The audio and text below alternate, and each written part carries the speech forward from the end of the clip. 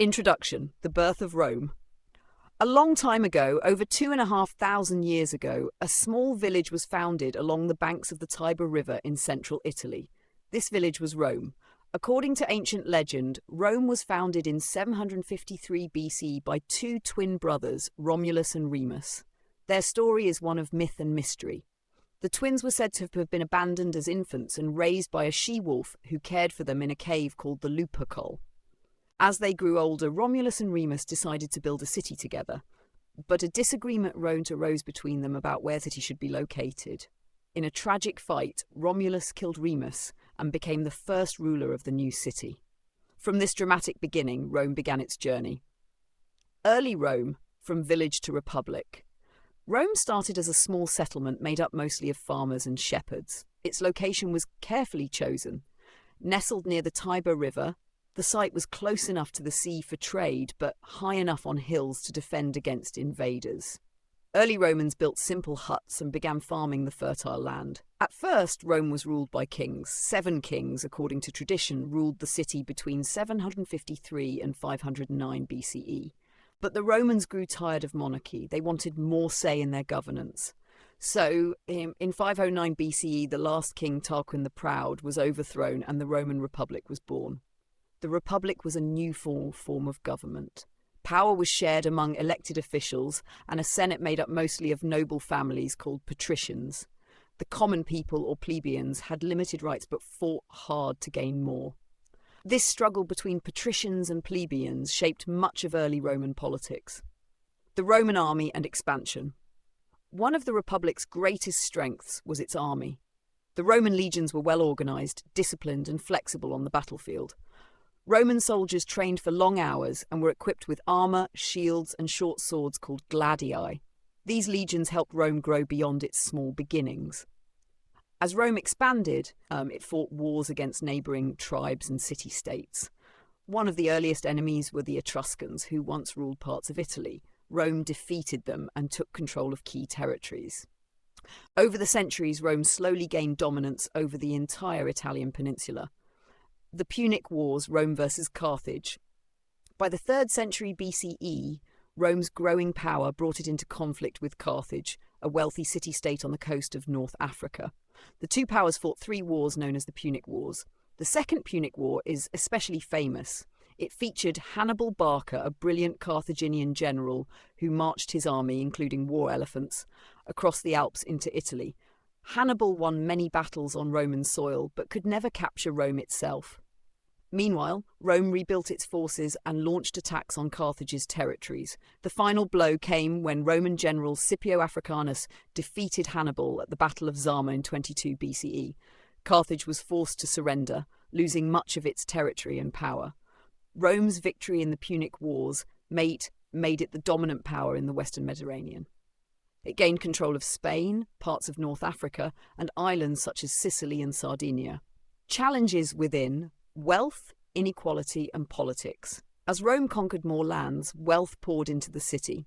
Spoils of war, taxes, and slave labor enriched the Roman elite, but not everyone benefited equally. Many small farmers lost their lands, which were bought up by wealthy aristocrats. The displaced farmers moved to Rome, swelling the urban population. The city grew crowded and poor. Slums formed, and many Romans lived in dangerous insulae, multi-story apartment buildings prone to fire and collapse. This growing inequality led to social tension. Political leaders sought to address these problems. Among them was the Gracchi brothers, Tiberius and Gaius. In the 2nd century BCE, they pushed for land reforms to help the poor. Both brothers met violent ends, showing how dangerous Roman politics had become. Julius Caesar, rise to power.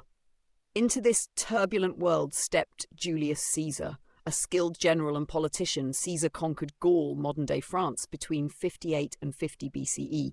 His military successes made him very popular with the Roman people and his troops, but the Senate feared Caesar's rising power. In 49 BCE, Caesar crossed the Rubicon River with his army, famously declaring, "The die is cast." This act was rebellion, starting a civil war against the Senate and his rival Pompey. After a series of battles, Caesar emerged victorious. He was declared dictator for life and began reforms aimed at stabilizing Rome and helping the poor. He reformed the calendar, creating the Julian calendar still influential today. However, many in the Senate saw Caesar as a threat to the Republic. On March 15, 44 BCE, the Ides of March, he was assassinated by a group of senators, including his friend Brutus. The fall of the Republic and rise of the Empire, Caesar's death plunged Rome into another civil war. His adopted heir, Octavian, later called Augustus, fought against Mark Antony and Cleopatra. Octavian won at the Battle of Actium in 31 BCE.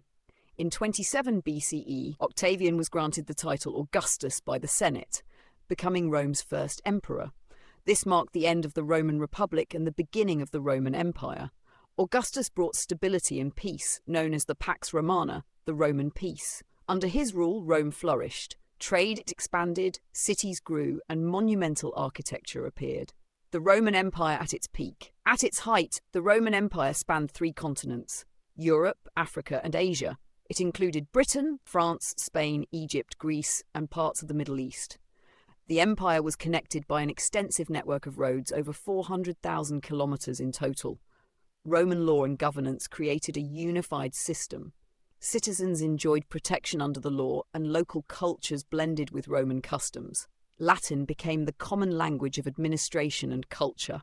Famous emperors like Trajan, Hadrian, and Marcus Aurelius ruled during this golden age. The Colosseum was built, a grand amphitheatre that hosted gladiator fights and public spectacles, the beginning of decline. But problems began to emerge. The empire grew too large to manage easily. Borders were difficult to defend. Economic troubles appeared. Heavy taxes, inflation, and reliance on slave labor slowed innovation. Political instability grew. Emperors were often overthrown, assassinated, or replaced quickly. Corruption was common. Military generals competed for power. In 284 CE, Emperor Diocletian divided the empire into 2 halves to better manage it, the Eastern and Western Roman empires. He ruled the East while appointing a co-emperor for the West. The fall of the Western Roman Empire. The Western Roman Empire struggled with repeated invasions by various tribes. The Visigoths, Vandals, Huns, and others crossed into Roman lands. In 410 CE, the Visigoths, led by King Alaric, sacked Rome for the first time in 800 years. This shocked the Roman world and symbolized the empire's vulnerability. Eventually, in 476 CE, the last Western Roman emperor, Romulus Augustus, was deposed by the Germanic chieftain Odoacer. This event is traditionally marked as the fall of the Western Roman Empire. The legacy of Rome. Although the Western Empire fell, the Eastern Roman Empire, centered in Constantinople, continued as the Byzantine Empire for almost 1,000 more years. Roman ideas of law, engineering, and governance influenced medieval Europe and modern society. Languages like Italian, French, and Spanish evolved from Latin, Rome's language. Roman architecture, roads, and aqueducts laid the foundations for cities for centuries. Rome's story is one of ambition, innovation, conflict, and transformation. Conclusion. From humble beginnings on the Tiber River, Rome grew into one of the most powerful civilizations in history. Its rise and fall teach us about the power of ideas, the fragility of empires, and the enduring legacy of culture. Thank you for joining this journey through the rise and fall of the Roman Empire. May this story bring you calm, knowledge, and wonder as you listen.